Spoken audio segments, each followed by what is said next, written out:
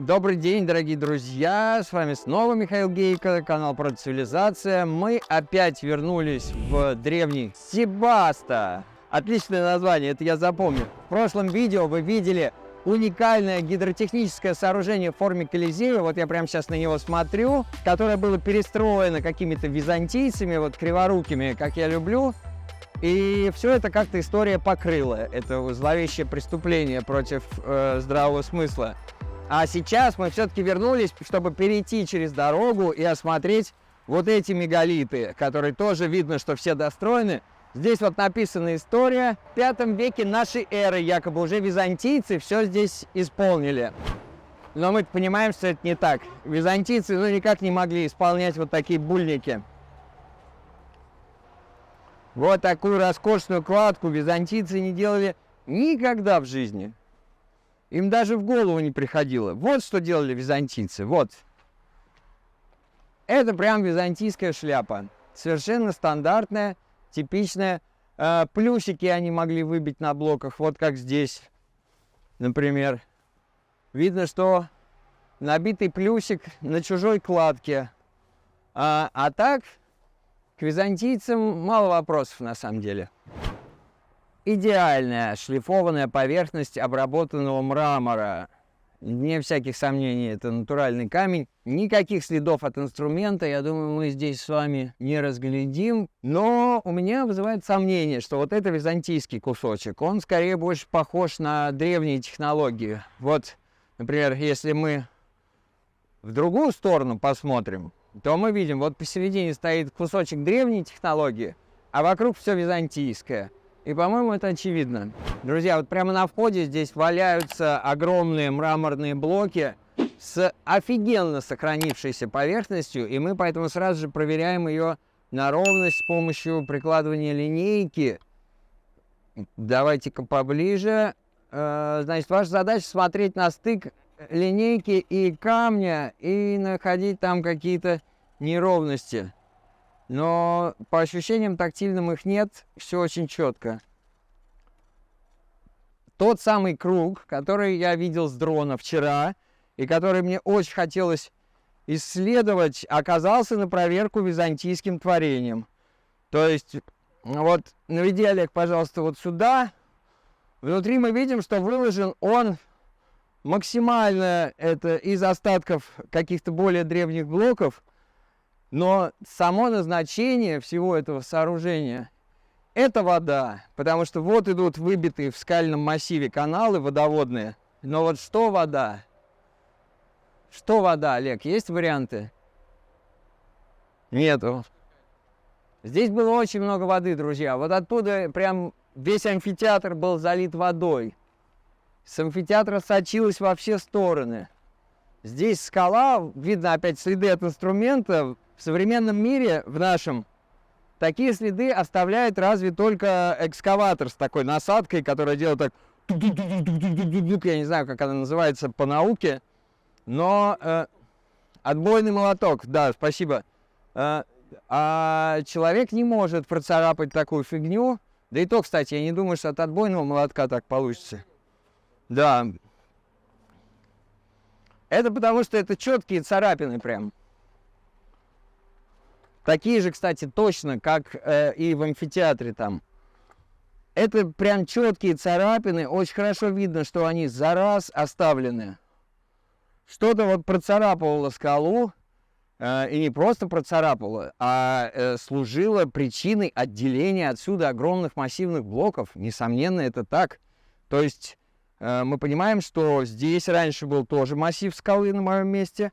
Потом что-то прошло между фрагментом этого массива и этой стенкой, оставило вот такие следы, а блок отделили и построили что-то из него прямо вот тут.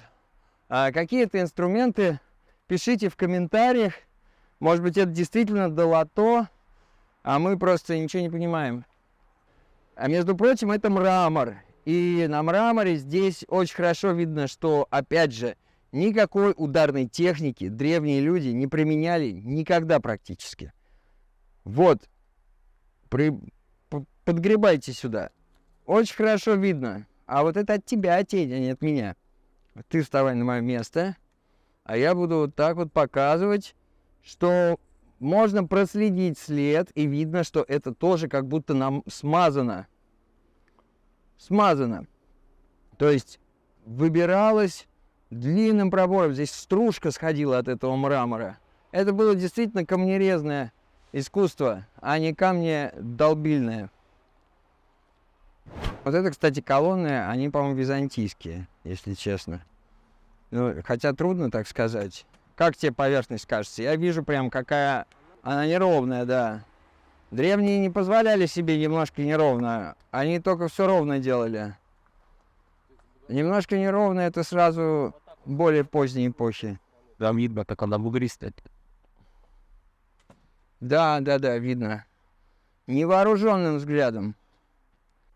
То есть я вам напомню, что в большинстве случаев мы вынуждены применять какие-то инструменты, лазером там проходить по поверхностям, чтобы заметить хоть малейшие неровности на целых многометровых стенах порой и складки. А здесь мы видим эту неровность невооруженным взглядом, и сомнений в византийскости у нас не возникает. И все вокруг, вот эту кладку, которую мы видим, это тоже, конечно же, византийских рук дело. Пойдем скорее посмотрим кладку нормальных пацанов.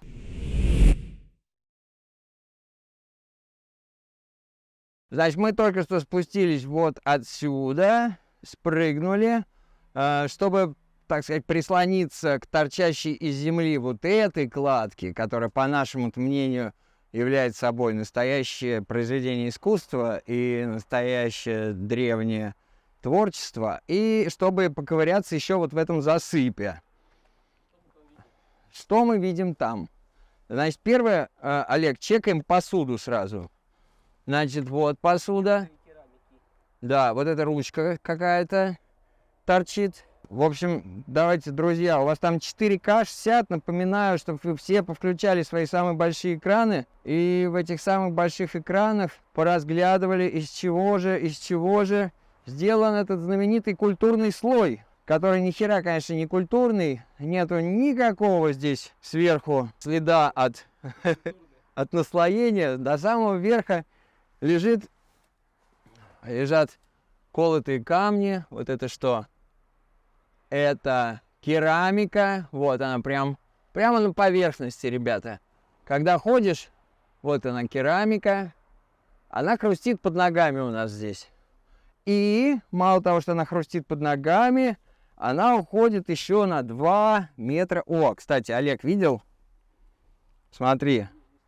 Да.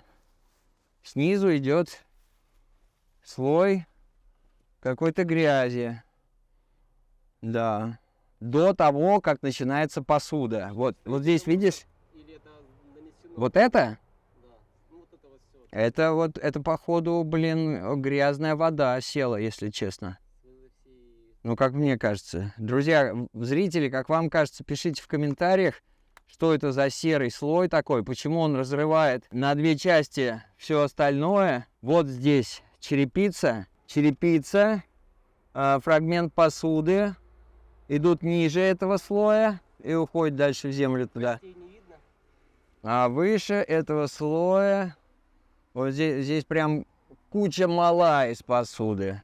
И больше никаких особых слоев не видно. Да, конечно, все это просто здесь... Откуда только это все? Откуда? Вот это единственный холмик здесь маленький, поэтому сель отпадает. До него 200 метров до холма. Ну и он, конечно, совершенно мирного вида. Столько с него не могло сползти посуды. Здесь еще неизвестно сколько, да, дна-то нету, даже близко.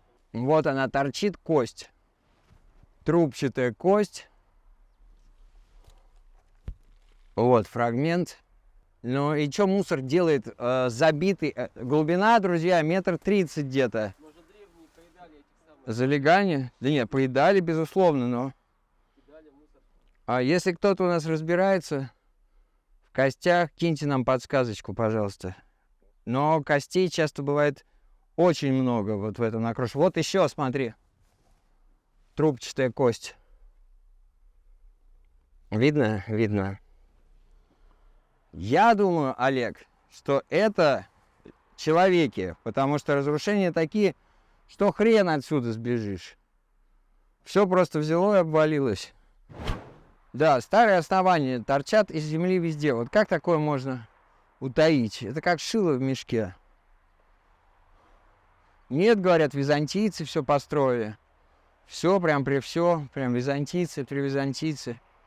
Друзья, сразу пример, как византийцы отличаются от предыдущей культуры.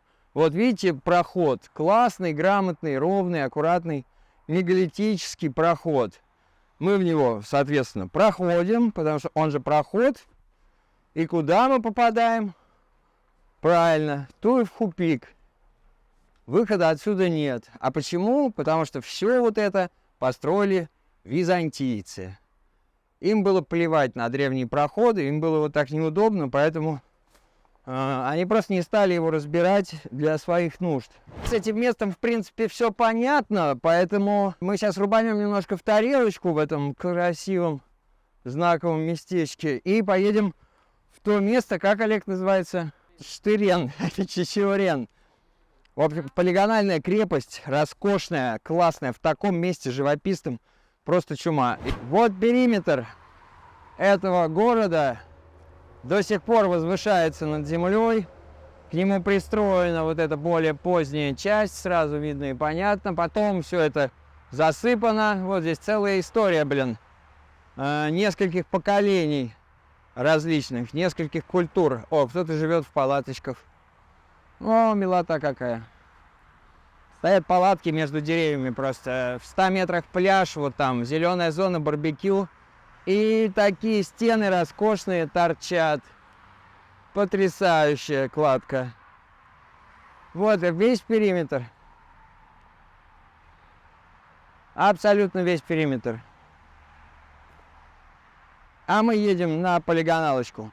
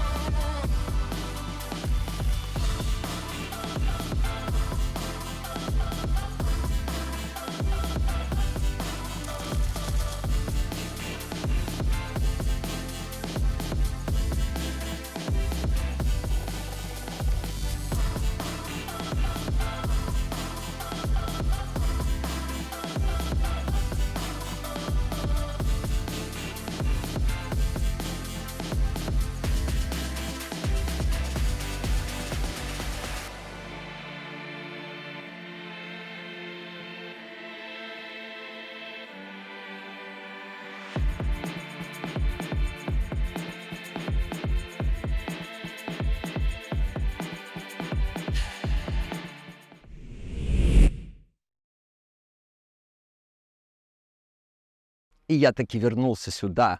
Так, звук есть? Вар. Осталось у нас всего полчаса на это. Солнышко садится, но зато самый красивый свет. Вот она, эта красота. Вот это не полигональная стена, очень редкая. Но на нее прям страшно вставать даже. Она точно рухнет рано или поздно. Не, надо пробираться туда, к главной крепости. Здесь внизу просто заснять, и очень красивый кадр, да? Как вам? Может, они долетают сейчас быстренько, чтобы мы им не мешали. Вот. Я хочу вот этот купол снизу снять. О, прям кусок стены.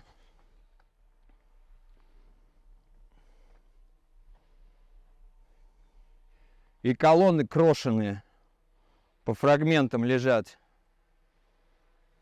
Да, здесь тоже был какой-то купол наверху. Остались блоки. Все, они летят домой. Путь чист. Ну, а мы пока заглянем все-таки сюда. Да, кладка простецкая.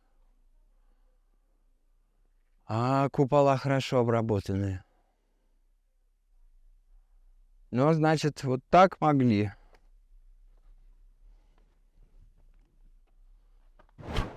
Действительно, колодец. Только цистерны мы их правильно называем. Ну заваленные землей, да. Я видел там рядом с башней. Там колодец был прям классный, с кристальной водой доверху.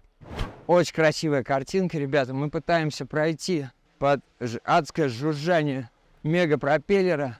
Пытаемся попасть к крепости. Вот летает эта бандура.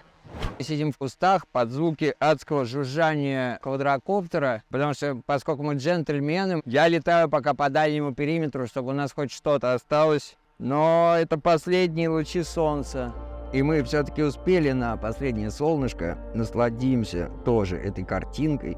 Туда, конечно, мы уже не пойдем, потому что навряд ли мы оттуда выберемся. Опять приключения по ночам, что-то неохота. Поэтому будем довольствоваться съемками с коптера, благо они роскошные.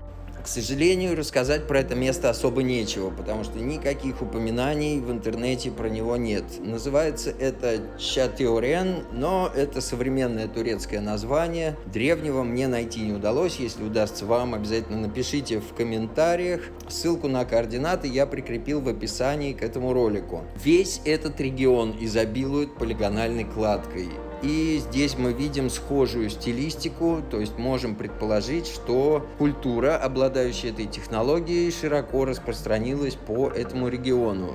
Конечно, да, полигональная кладка встречается и в других регионах, но несколько отличается стилистически. О чем это может нам говорить, пока непонятно. К сожалению, исследовать это место мы не успели, оставляем его на будущее.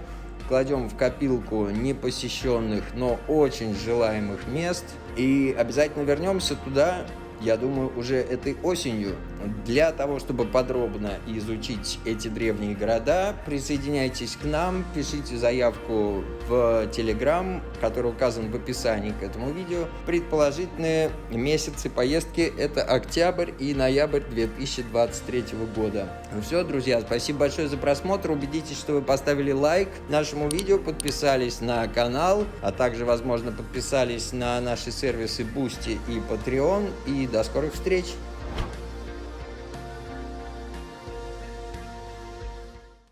Да, вот на таком блоке мы сидели, и вес его приближается к 6 тоннам. Откуда-то он сюда грохнулся. А так-то здесь, конечно, очень красиво. Везде накрош. Полный накрош. Все разрушено до основания.